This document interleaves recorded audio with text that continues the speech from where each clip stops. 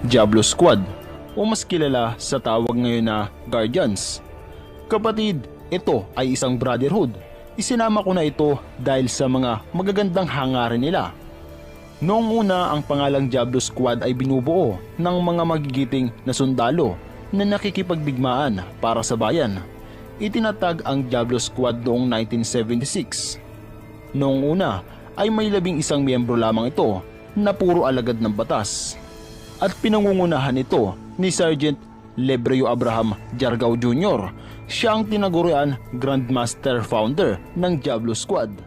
Fast forward kapatid, sumikat ng husto ang Diablo Squad.